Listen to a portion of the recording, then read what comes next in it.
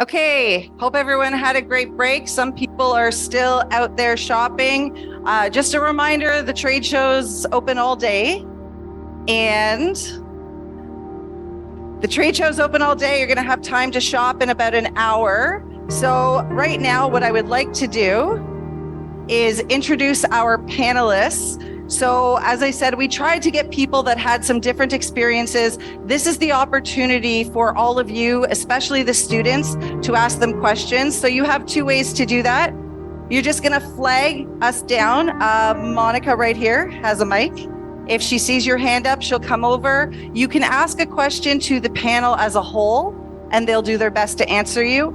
Or if there's a specific person you have a question for, that's totally fine as well. So I'm going to introduce everybody here. You've already met, to my left, Michael Faraday, the Executive Director and CEO of the RMTAO. Next to him is Miss Tara Nicole. I don't know, by the claps, I feel like I don't have to introduce Tara, but Tara is a pelvic floor specialist, a manual osteopathic practitioner, registered massage therapist. She delivers babies in Africa. You know what? Anything and everything, Tara does it. Next to Tara, we have Christine Sutherland, whom I don't feel I have to introduce because you've all just met her and I'm sure you have a lot of burning questions. Next to Christine, we have Lindsay Geiger, who has so many letters behind her name. I'm going to do my best. Lindsay is a registered massage therapist. She's a certified sport nutritionist. She is working on getting her sport massage credentials from the CSMTA. She is a KT specialist. Oh, she does taping. Yeah, Lindsay does all the things. She's traveled with sports teams. She's worked with a lot of athletes. If you're looking to get into that area of practice, she's your girl. Next to her, not important, I'm joking. Next to her, a lot of you guys probably already know this man. This is Paul Kohlmeyer. He's a registered massage therapist. He's a licensed massage therapist. He's an educator, one of the owners of Cup in Canada with his lovely wife, who is on the trade show floor just wishing she had some help, but we stole him here for you guys. Next to Paul, there were a few people that put their hand up and knew of two massage therapists and a microphone hosted by myself and Mark. This is one of our regular guests, Miss Nikki Iskander. So if any of you listen, you may have heard her before. Nikki's claim to fame is that she works part-time in her home studio and has managed to build a very large successful practice. And if that is something you're looking to do in your career, Nikki's your girl. Next to Nikki, we have Mr. James Waslawski. Again, a lot of you who have been attending the CMC know this man already. He's been here every single year. And this weekend, he's teaching quick manual therapy techniques. Yeah, 2 full days with James. So he came all the way from Texas. Yeah, just to hang out with us Canadians. And last but not least, not just our tech guy, this is Sam Jarman. He is a kinesiologist and osteopathic manual practitioner, and he has a master's in health science education and is the owner of a new school for RMTs who want to move into the osteopathic world. His school is the Osteopathic Lyceum.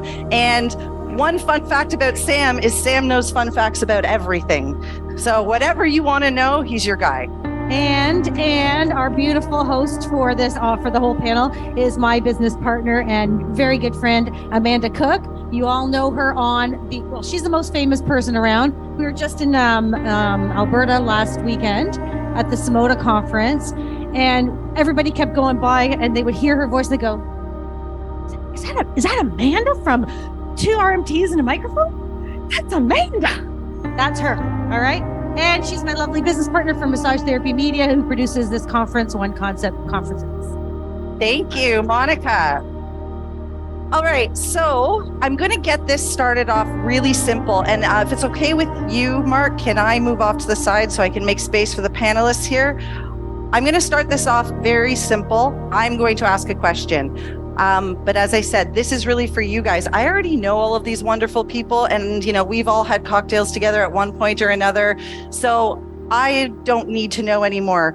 This is for you. But I'm going to start off because we have a lot of students here. For anybody who wants to jump on the mic, you guys are all educators. You're actively involved in the massage therapy community. You've all done numerous things, curriculum development, traveling and educating in other countries, traveling with sports teams, selling products, owning businesses, creating programs, opening a school. And of course, from the association, that none of this would be possible without. What is the best advice you have for these up and coming therapists, for our students who right now are looking at you in awe and don't know where to get started? The first thing that you should do, if you haven't done so already, is join an association. Okay, it is one of the most, right? So it is one of the most important things, because that's how you get the information about what's going on outside of your 10-foot by 10-foot room. Otherwise, you don't know. And if you are interested in volunteer for an association, super important that you get involved, because you have no idea what's actually going on in your profession if you are not involved firsthand. Michael, what's the cost of an associate membership right now as a student? Just under 139, and we also have discounts on insurance too. So Somebody says best insurance. There you go. try sure enough now. And just to be another bookend with Paul, that's one end of the other end is right at your fingertips, is use your friends and family to be able to be massaging. They are your grassroots PR system. And this sort of thing got poo-pooed. It's not a good way to describe it. Got discouraged because it sounds unprofessional. So I was just shocked when I ran into a school. It was like, no. We aren't doing the grassroots things. We're not allowed to. It's like, it always works that way. You want to be able to massage somebody when you're a student who's got some ache and pain, or get rid of their headache or their hangover headache, whatever it is, but work on your friends and family. They are going to be always your grassroots bottom line in your PR department. And that can start way in when you're a student. I'm supervising a student right now that when I left Fort St. John, I referred everyone to her. She is going to be amazing. And to be able to have those kinds of patients before she graduates, no problem. So essentially, to continue on that same line, no matter who you are, whatever school you're going to, it is highly likely that your skill set is going to be strong and appropriate. You're going to know what to do. But as Christine is saying, your grassroots PR, be it friends, be it family, whatever you want to do, the most important thing is to have some form of network, whatever type of network it is. And I would suggest that you optimize for things that don't need electricity. So social media is not necessarily your best PR. You're going to understand over time, if you try to use social media, that you may be attracting people that you don't actually want to necessarily consistently work with.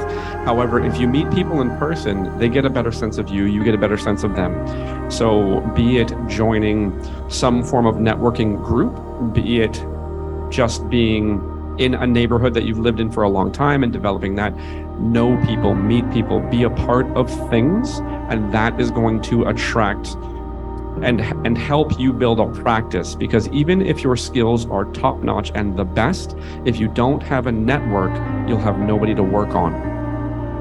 Thank you. So Teresa has a question. Well, it's lovely to do your family, but remember, the College of Massage Therapy says you're not supposed to massage your husband or your partner. So, Any therapists up there, specifically Ontario therapists, want to respond to that? Well, I don't think necessarily you have to massage your husband or friends, but I do think you need to just get started and start massaging people to get a network, get referrals, and then find your demographic. Don't try to treat and help everyone. You'll find that you'll be really busy and you won't be able to effectively make a change because you're constantly spending energy on Yeah, things that are easy for you to fix. So finding what your demographic is, and then be fearless in your pursuit of education. Find out all the information that you can. And like I said yesterday, the more you find out, the more you'll find out you don't know anything, and then move on from there. So wait, Tara, don't go away. Tara, come back. Let's talk about your demographic. Do you want to give everybody, your niche? Tell them a little bit about what you're doing? Yeah, so actually, I work a lot in pediatrics, and thank you so much. I work a lot with pediatrics and with moms, pre and post pregnancy. I've done some great courses. I want to give a shout out to Cindy McNeely there, with the doula. I'm also a lactation consultant. So it just leads one thing to another. But once you find that, I think the hardest part for me, I treat a lot of scoliosis, and hypermobility. The hardest thing for me has been getting rid of patients. So the problem is I opened my doors, I started treating everyone. And like I said before, I feel at this point, anyone can fix a back. But there's very few people out there working on pregnant moms, postpartum moms, and pediatrics. So I'm trying to make that my demographic and wean the other patients off of me, which is a really hard thing to do. So then you fill yourself with people that are great at fixing other people, and you refer out. So everything is a learning curve. But yeah, thank you. Thanks, Tara. Do we have any more audience questions? After Christine adds her piece in, I would love to. Okay, Monica, there's somebody up here. Go ahead, Christine. Just want to go for the family question back there about Ontario legislation, husbands. I made sure that I massaged my daughter every Wednesday didn't matter what grade in high school or that kind of thing. I still massage her every week. That's the reason I'm in the North, to do with family. But she has great coverage in her employee benefit plan.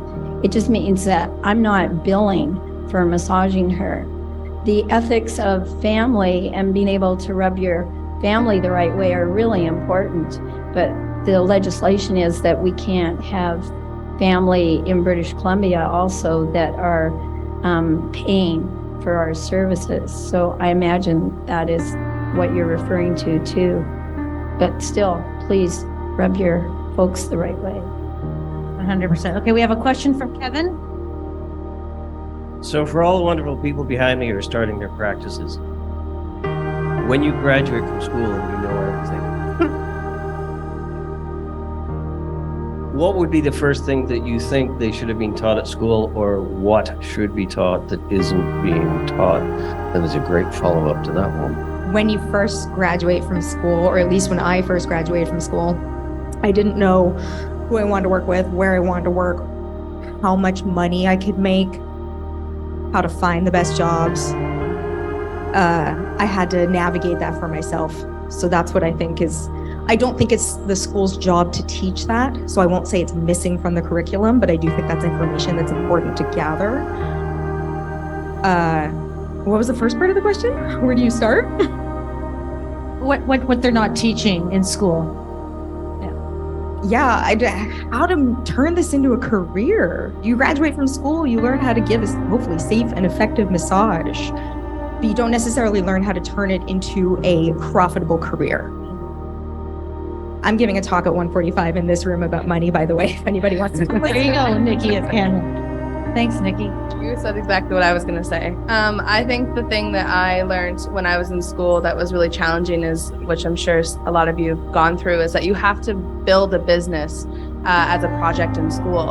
And unfortunately, what it is that you don't get the reality of, how much you can actually write off, if you're your own business, if you are someone who does mobile massage, what things can you write off? And I think, even this year, I'm still learning things that I can write off as an RMT. So, in school, ask the questions, be a sponge, and really understand when it comes to tax season, what you really can write off. Just ask lots of questions. I just want to add to that with Lindsay. There are a lot of professionals out there that are actually advising specifically registered massage therapists. Amanda, we just met Nova Ridge, the people from Nova Ridge in Alberta, they're all across Canada. I think they're on as one of our red tier sponsors. Reach out to people like that actually know what we do and like Lindsay was saying, what our write-offs are, for sure. Okay. So insofar as what isn't being taught, I can't necessarily speak specifically to any individual school, but what I can say with my background in education specifically is that novices are the thing that most schools will produce. So you'll produce competent novices, but the journey to expertise is basically accumulation of a lot of errors.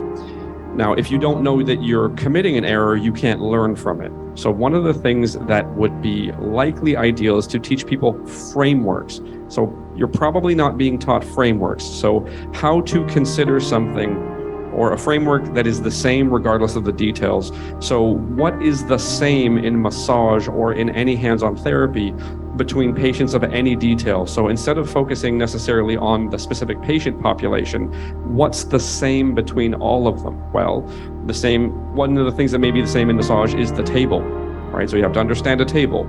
You have to understand how to move around it, how to use the table to your advantage. So a framework to put details in. Now, if we're talking about business, if you teach somebody or you teach everybody in a school the way to run a business, the problem you're going to run into is they're all going to do the same thing.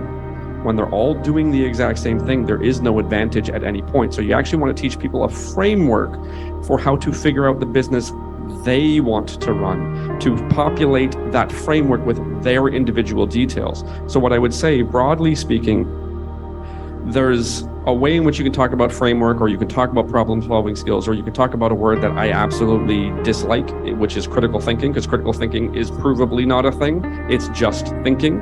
It depends on the details that you're utilizing. If you'd like, I can show you research. Don't worry about that. But basically, if you have a framework and you can start to populate details, you'll try a detail out, you'll try a particular method out, and you'll realize it works in some circumstances and not others.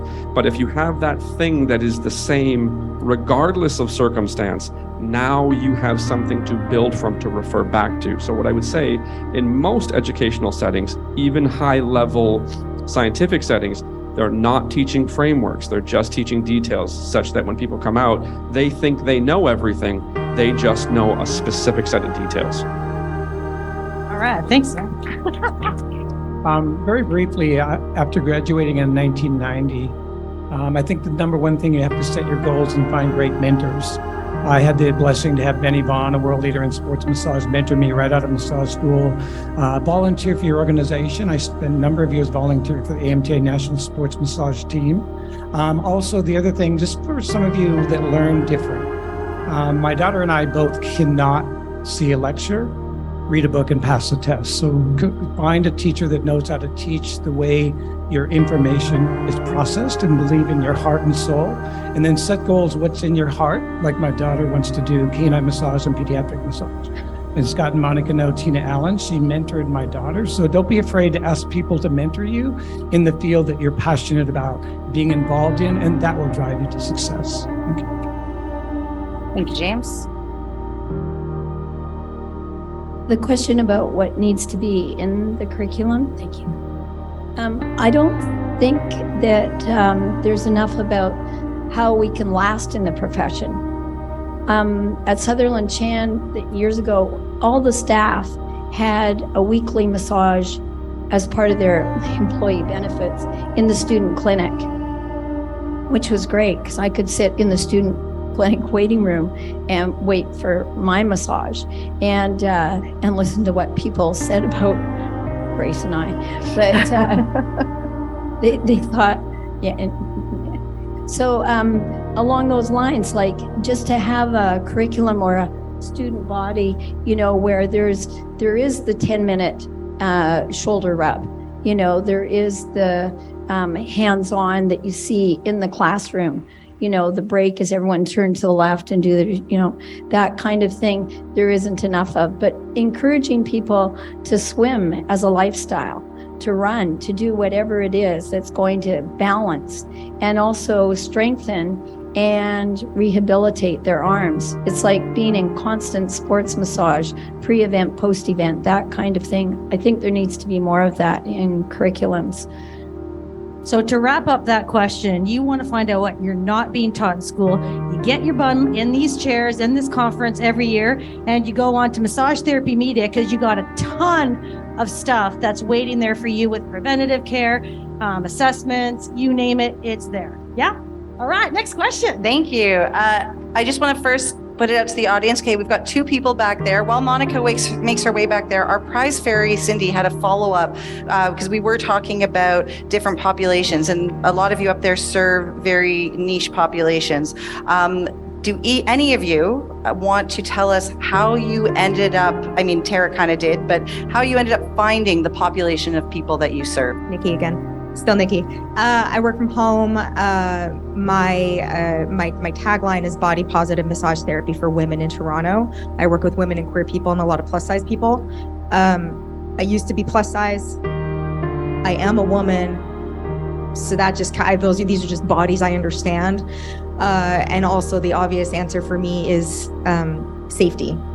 I am 5 feet tall. They lowered this mic for me. And I work from home. And I don't have a guard dog. I have 2 cats who aren't going to protect me. So just as a general rule, I don't let cisgender men that I don't know into my house for any reason, even if it's the plumber, if I'm alone. It's just safety. And I also think this is a sweeping generalization, and I know that there are more than 2 genders, but life is harder for women than it is for men in general. And if I'm going to help somebody, if I'm going to make somebody feel better, if I'm going to help make somebody's day a little easier, I want it to be women every single time. I love that you know your niche, Nikki. It's awesome. I always get that question, actually. It's like the question I always get about sports. I found my niche in sports, or figured out that I wanted to be in sports, is because I was an athlete myself. And unfortunately, years ago, there was never a thing of a therapist for teams. And so I always thought it would be important for athletes to know how to actually take care of themselves, what they should be doing before the practice game, traveling worldwide, and, how to go from, a very severe injury to get back to play or return to play. So it always motivated me after school to be a sponge and get into as many conferences as this, and ask a lot of questions about sports and the little nitty gritty things that you wouldn't think would be important. And then it gets you to where you are today. Thank you, Lindsay. Audience question. All right, let's go. We got Brian. Brian? Hi, Brian. Hi. So we talked about frameworks, we talked about niches. So this is for students, but also for myself. I'm not a student, just a heads up. What advice would you guys have for somebody who's found their niche, but wants to transition into a more sustainable method? Short version is I do deep tissue. I've been power driving people for 13 years. My body's starting to hurt.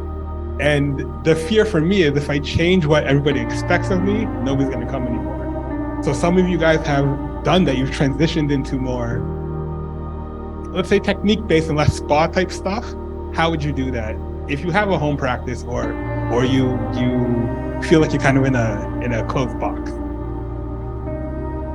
Good question. Hang on, Tara. Let's move your mic up. There you go. Tara and Paul, what advice do we have for Brian?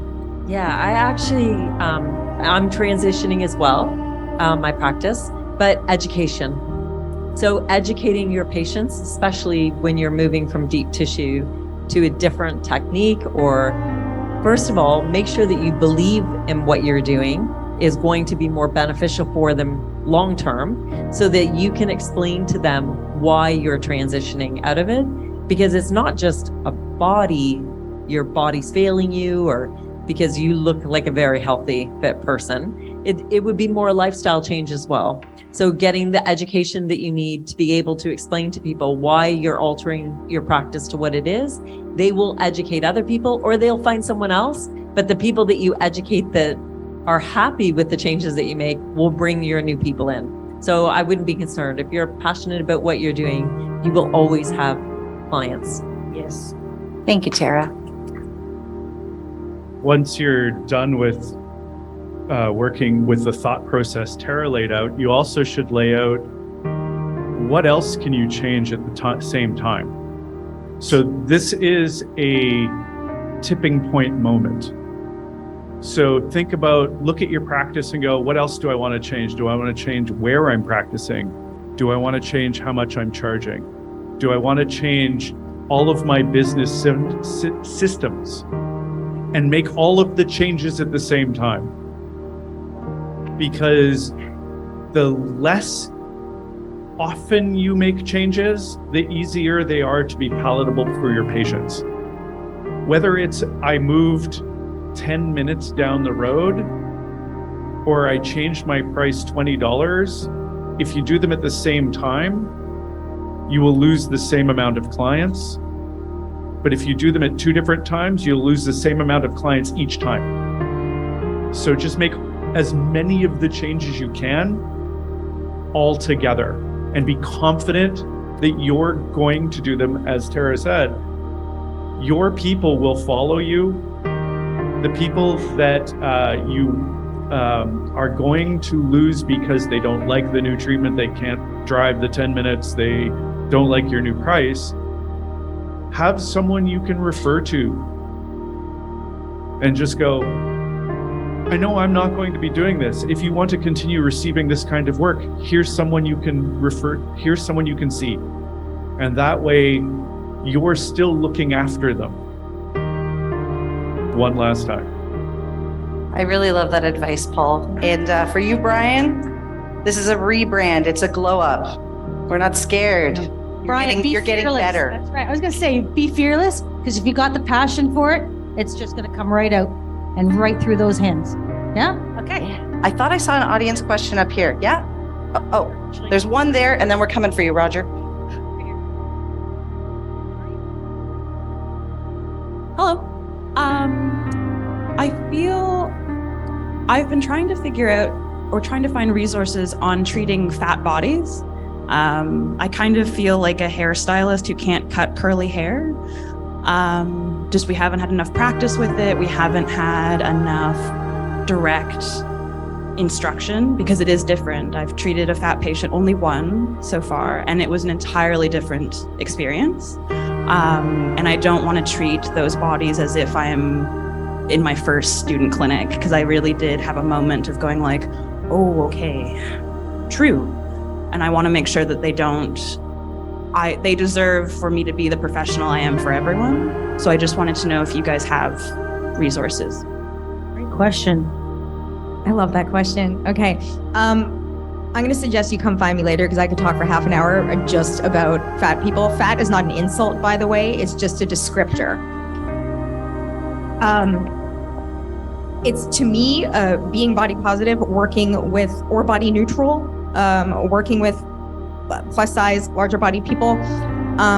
It comes down to 2 main factors. One is physically being able to accommodate them. Wide tables, large sheets, armless chairs, that kind of thing, which depending on where you're working, if you're working for somebody else, you might not have a lot of control over that.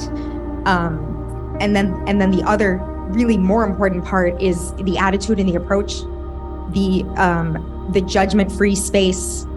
And so many of them have just been shamed, and they just want to come in and they just want to feel good about themselves, and so many of them don't. So attitude is a huge part. I wrote an article for Massage Therapy Today, which is the RMTAO magazine. Am I getting that right? Yeah, I should know this. It's called Different Strokes for Different Folks. And it was in the fall issue of last year, and it's all about making an inclusive practice specifically for trans people and plus size people. I'm going to add it to my blog one day. I haven't yet. And then there's also, come find me. I will send you to it. There used to be a podcast called Massage Business Blueprint, and it was a business podcast. They did an episode on working with plus size people, and it was really, really informative. So come find me, and I'll help find that, and I'll send it to you. Okay, so that's where number one resource right there. Amazing, Nikki. Thank you. And just to accommodate that specific niche, if that becomes your niche, Carden tables. You guys got to check them out. They are so amazing. They're able to stand up to bigger people, to taller people. It's amazing. So do that. And I know Scott has I'm going right into that camera. Scott wants to mention something about massage therapists here. Not My point is about you changing your practice. I've been a massage therapist 31 years, so I use modalities. We have the greatest professional freedom of any massage therapist in the world right here in Ontario.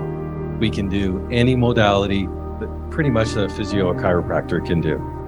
Don't be afraid to use modalities. Talk to Paul about cupping. Cupping changed my practice. I also use the instrument-assisted soft tissue manipulation. I have some big clients. I have some big muscular clients. I have people that want undue pressure. You can use these tools at the lightest amount of pressure and have the greatest amount of effect. I use MPS. I use microstim. So I'm not afraid. I tape all my clients. Best form of home care that you can ever give to a client. 90% of your clients won't do your stretch, but they'll remember that piece of tape that's on them. It keeps you in their thought process about what you did for them. So don't be afraid. That's what this conference is about. You'll see education on every modality and treatment type. Go to James' class tomorrow. James's approach to treatment changed the way I treat my clients. I'm a very specific client. People come in for specific injuries, but I treat their whole body when they come in. So we have all these fabulous educators. Go up and talk to them. They love to answer your questions. Thank you. I guess this is for Nikki, because you have your own home practice. For those of us just starting out or perhaps transitioning from working at clinics or other practice locations, what would be the biggest barrier of entry to opening up your own home or making your own clinic to provide RMT services? Before Nikki answers, actually, there's a couple of panelists up here who have home practices. So if you guys want to jump in, I'm looking at you. Okay, the biggest barrier. That's a good question. I'm gonna say ignorance. The biggest barrier to getting anything you want in life is not knowing how to get it. So I opened my home practice in January 2018. Realized very quickly I had no idea what I was doing. And 6 weeks later, I hired a business coach. And she was expensive. And she's a presenter at the CMC Online. And she's a presenter, and she changed my life, and she was worth every penny. So it is so important to bridge the gap between where you are and where you want to be, whether that's fitness, the big three, wealth, health, relationship. There is somebody out there who will tell you how to get what you want. You might have to pay them. And if you find the right person, it is worth every penny, and you will save yourself years of heartache and struggle. It doesn't have to be hard. That would be my biggest piece of advice. Get a mentor. I've had a home practice for 15 years. So I have a couple tips for you. So the first one is, don't think that you have to charge less because it's in your home. Because a lot of people were like, oh, now that you're in your house, you can give me a special discount, or they are getting the same service, whether they come to my home or come to see me at a clinic space. They benefit from me actually being in my home. The first is they can contact me, which I don't. It's only because I work with moms and babies. So I'm not going to say this for everyone, but if they have an emergency at 11 o'clock at night, they can come to my house. As long as they don't mind me in my pajamas, I don't mind how they come dressed. And I've been able to help people out in that respect because I have more freedom because it's at my house. I can also say, just meet me there after dinner. That also blurs lines, right? So it can get confusing sometimes for people, but because I do family practice, it's a little bit different. The other is our backyard is going to be set up, but the house that I was in before had a little playground. So kids could come, play while they were waiting for the parents. One could take them out, one could come in. So I've always made it really family friendly. And in my new practice that I'm in, people come into my front door, around and down into the basement. We are going to be having separate stairs. That has never been an issue as well. People never complain about how they have to get there. So I feel like it's all in how you present it, how it's still a professional business, and being confident in the services that you're offering. And I actually feel that because it's in my home, they get more value from me. So it's always in how you present it to people and how confident you are in what you're offering. Okay, just one more quick thing I want to say about home practices, because you asked this and you look like you identify as a man. If you are a man or you present as masculine and you work from home, that is a hurdle you're gonna have to address, is safety. You have to go above and beyond to make sure people feel safe coming to you. Because I have a sign on my lawn. I have a house. I have a sign on my lawn that says massage therapy for women, because I've had men knock on my door looking for services I don't offer. And I met a woman one day in the neighborhood and I told her what I did, and she's like, "Oh, you're the one with the sign." And I said, "Yeah, that's me." And she said, "I thought that was a creepy guy in his house, luring women in, like to massage them in his basement." So you have to take some extra steps to make people feel safe with you. Steps that I don't have to take. People feel safe with me because I'm 5 feet tall and I present as female. So there's that automatic safety that, love it or hate it, men, you don't get that. So my name is also Heather. Thank you for the information about modalities. That's really helpful to help protect our bodies. But I just wanted to ask what other advice you would give to new therapists for protecting their own body or their own mental health. Like, what's your top tip for us? I expected you all to jump. You're fast, Christine. Yeah. I had a point in my life that was a turning point, and I had given the school to Grace, and I didn't know which way I knew that the reason for doing that was I needed to go home and look after my parents. I needed to be there for them. And so that was a huge change. But the thing that was different in my life was not enough fun. I went on a mandatory fun schedule. I still maintain that mandatory fun schedule because I always have to say, even if people take a picture, make me smile, because I tend to be serious. And so it was like going to the movies once a week and having people over for dinner once a week, making sure I got my massage once a week. And those kinds of things really count. Then just how it has evolved, because that was, 20, 30 years ago, was also to be able to look at carrying my own message and making sure I took my own medicine, and that I actually booked a massage every week. I went to my acupuncturist every week. I went to, I do some things that are every week. I make sure that I only learned to swim as a late learner. I was in my 50s and 60s when I learned to swim, but swimming on my back has a way of counteracting all of this forward movement. So you can never do enough if I don't do the yoga, I'm up the creek. And if I don't, like, they closed the pool, it was like, geez. And I can tell after 2 weeks, the pool's still closed. So those kinds of things, you can never do enough of taking your own medicine and being able to be your own example of how you'd like your patients to be. I want to jump in here, because as a massage therapist, I see people, we all see people that come in every day talking about their aches, their pains, their this, their that. And I sometimes say to them, you can come in here every single day, but if you don't feed your body and feed your mind and get out into the fresh air and treat yourself well, okay, because we're all living, breathing beings, then I can't do anything for you. So you've got to be kind to yourself, okay, first and foremost. And that means whatever goes in here is very important. Getting out in that sunshine, put your feet into grass, ground yourself, and just take care and get a massage. For heaven's sake, just get a massage. Number one thing I love about my clinic right now, I've been operating for 23 years.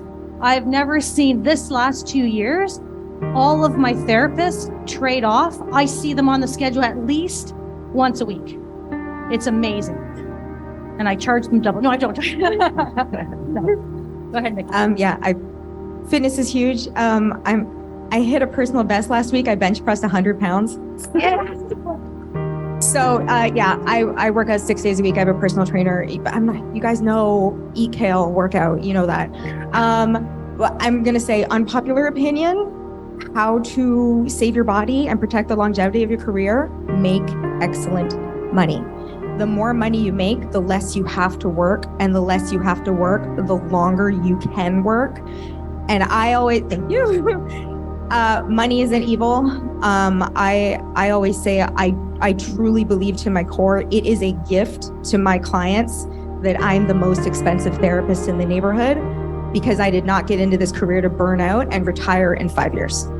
So with respect to protecting your own body when you're treating, so regardless of how you treat yourself outside of your treatment room, how much you exercise, which obviously you should do, what you eat, or how you behave, generally speaking, the further away the effort and the load are, so this sounds somewhat abstract, but basically, if I was going to try to lift something up here, you know that it would be harder than if I tried to lift it up here. Okay, so the further away you are from what you're working on, the harder you are going to consistently work.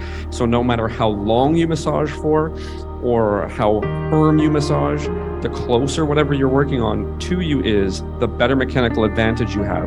Now, I understand that there are specific restrictions or specific instructions with respect to massage where the distance you're supposed to be from the patient matters. So keep that in mind. You still have to be professionally responsible, but get closer. Don't treat a hip that's over there. Treat the hip that's here. Okay, so that is, while also a framework, it's sound and specific technical advice. Just get closer to what you're working on. As far as mental health, because none of us has necessarily spoken to it yet, it's much more variable. Sometimes people are very aware of the thing that is challenging them and cannot get away from it, and sometimes they're unaware. So sometimes you need to look outside of yourself, sometimes you need to look inside of yourself, but it takes somebody who's observing on some level, or at least can identify that they are suffering, to start that. So instead of giving specific advice, that's where you're a little bit more broad.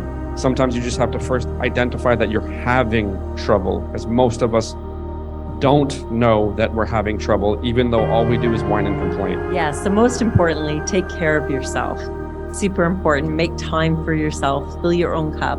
And while it can be things like going for a walk, making sure that you get your own treatment, making sure that you have time to yourself, super important, because you'll start to resent the people around you, even the people that you're giving a lot to, if you feel like you never have any time to yourself.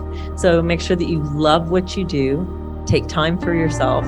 Like Monica said, get outside. I am a big get outside girl. Even if I can just get outside for a minute and look up and look around, notice what's around you, pay attention to those things, and then give back. Because when you give back, it fills your cup. So find a small way to give back. That can just be a couple patients that you have that you do for free that make you feel like you're actually doing something worthwhile for populations that can't. So, yeah. I think we need to define burnout, or you need to define burnout for yourself. I get tired. I don't feel burnt out. When I was massaging, I could massage all day long and I got tired, but I didn't feel burnt out. I do this massage therapy media stuff and I'm hours in front of a desk and I go home and I'm tired, but I don't feel burnt out. And I think one way you can create this not getting burnt out, because I think a lot of the burnt out comes from here, when you're doing stuff you don't want to do, right? You're working with a clientele base that you don't want to be there. And because you don't want to be there, they don't want you touching them, right? I call it a mismatch. And a way to get around this mismatch, it's going to sound hokey, and I suggest this in all of our business courses, is you should be coming up with a mission statement. A mission statement is a public declaration of your values as a therapist. And when other people see that and identify with it, that's your tribe. Those are people that'll come to you, that want to be with you, and you want to treat them. You'll go home tired, you won't feel burnt out. So the last thing, I think, because I'm the last one standing, the biggest thing that I would say is use the most important tool that we have as massage therapists in every treatment, and that's the one between your ears. Our job is not to push on people all day. Our job is to figure out what outcome they want out of the treatment and try and facilitate them in the direction of that outcome. You can rub someone, to grab a word that's been used quite a bit.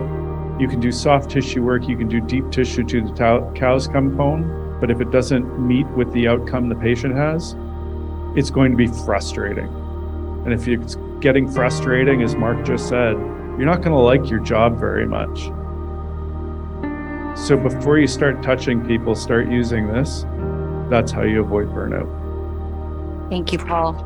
So one of our presenters this weekend, Troy, does have a question, but before he does, Michael, sorry to put you on the spot here. I just, for students here listening to all this, preventing burnout, these kinds of things, does the association have resources available for therapists and students for this particular topic? We have lots of resources, we do a lot of webinars, we do a lot of in-person, thank you, stuff. So the way I think we try to support you is through networks, through our, the things that we supply in terms of teaching and webinars. We also try to be available to you as a resource so that if you have a question or if you have a struggle, we can find you the answers. So, in addition to, our CBNs, our community-based network groups, which I think are great opportunities to network and to find a mentor or be a mentor. In addition to, education and the conferences and things like that we do, we are a resource for you to reach out to. That's what we're there for. We're there to be accessible. And so a question like that's been brought out today, or some of these questions, I don't have the answers myself necessarily, but we have an incredible network of very strong volunteers, and we can get answers to you. So that's the way I sort of frame it. Thank you.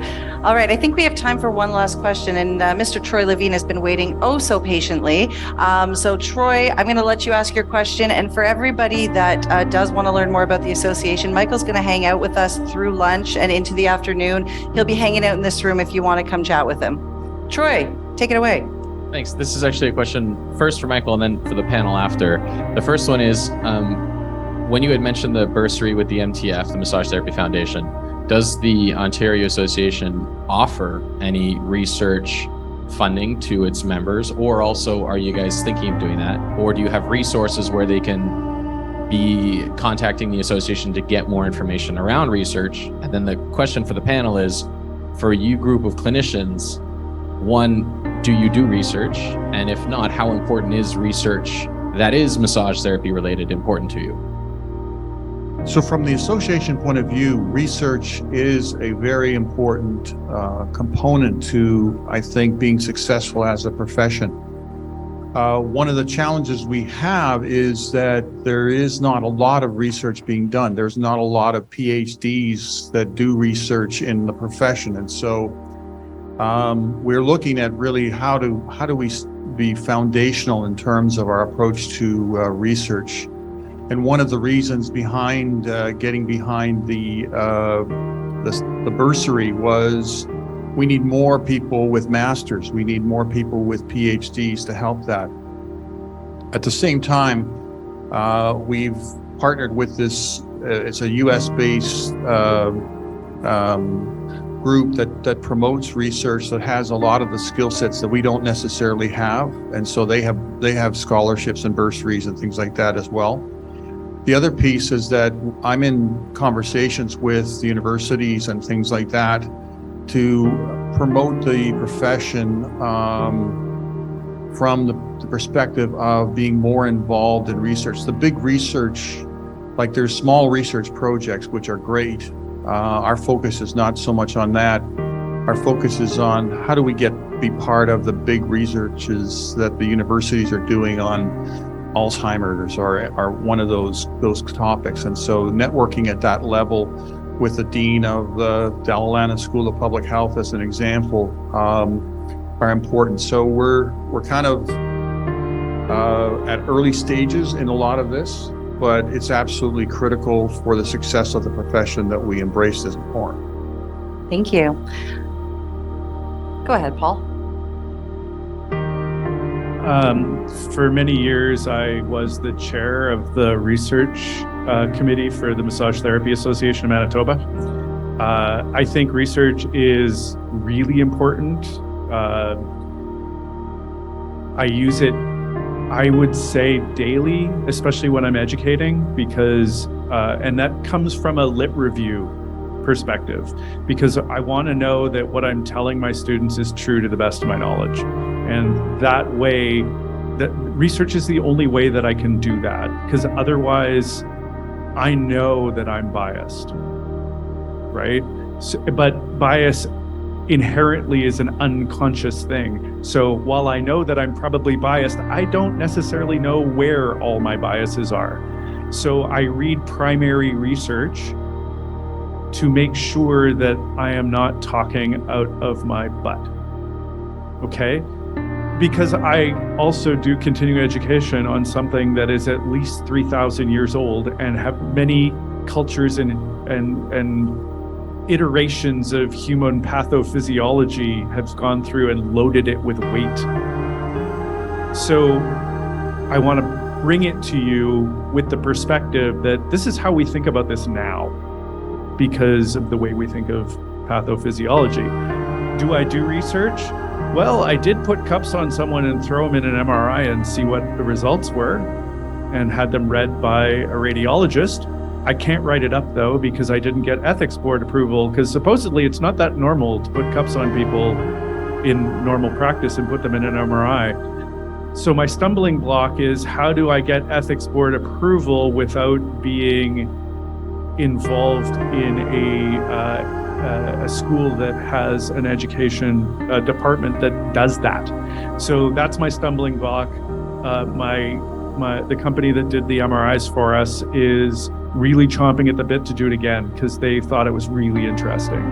And I think it's really interesting.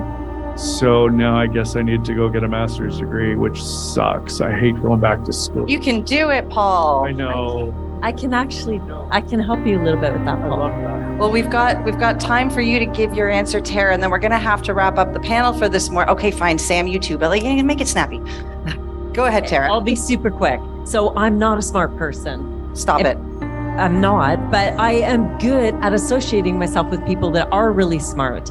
So everybody in this room knows somebody that can help them out, that has a PhD or a master's, or that's looking to put a project together. So I stumbled upon a bit of being able to help people with autism by adding compression to their heads. It's not new. We know that compression works, but compression to their heads actually, I was seeing subjective results in speech and language and eye contact and connection and emotion. So I was like, what do I do with this? Because first of all, I'm not the person to put it together. I'm horrible with notes. And so I approached someone that's great at doing that, Rock Band, and they said, we would love to gather all that information and make a pilot research program. And we would love to put together the study. And we have all the people on board to do it. And you just bring us your patients and we'll do it for free in conjunction with you. And we'll gather all the information. So Paul, you need to find someone that you can work with in conjunction that is as excited as you, that will put all that information together and do all the hard work and make the paper. So that's what we all need to do. Yeah. Thank you, Tara. All right, Sam, wrap us up. Okay, so first, one of the fundamental problems is that with respect to research, people automatically believe that it has to be in a peer-reviewed journal. It does not have to be. There are other ways to get your information out there. You can run a study and you can put it out on YouTube. You can put it out on a blog. There's many ways to do that. So for Paul, one of the things that would do is you need ethics to research. You do not need an ethics board unless you want to get published in a peer-reviewed journal. So that's one thing.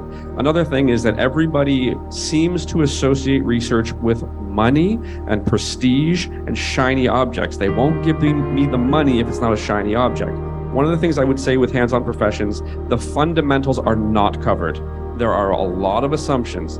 I think culturally in all hands-on professions, the terms ontology, epistemology, axiology, and the principle of parsimony are not appropriately understood. The principle of parsimony is the simplest explanation with the least amount of assumptions. Within hands-on therapy, there are a huge amount of assumptions in almost every explanation we all share and provide patients.